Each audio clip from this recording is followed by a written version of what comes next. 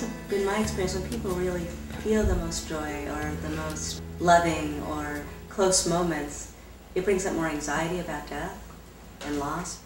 Yeah, that's perfect. If I enjoy life, how will I deal with death? But if I'm not enjoying life, I might as well be dead right now.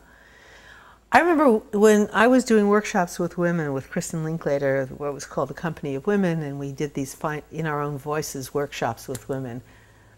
And it was so interesting. The hardest place for women to go was joy.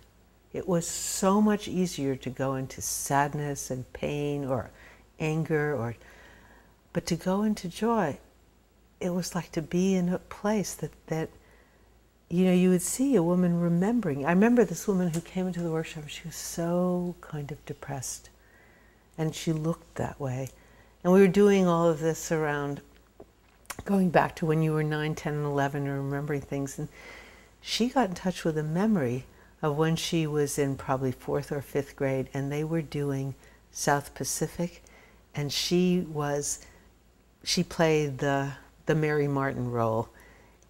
And she remembered singing, "I'm going to wash that man right out of my hair."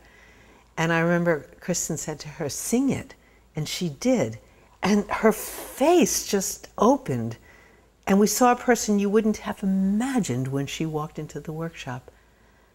And then she got really angry.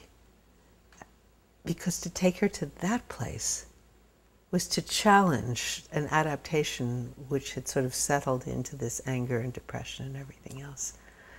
So, I mean, there was a series of these kinds of observations that led me to write that book. Because in a way, on the face of it, it doesn't make sense.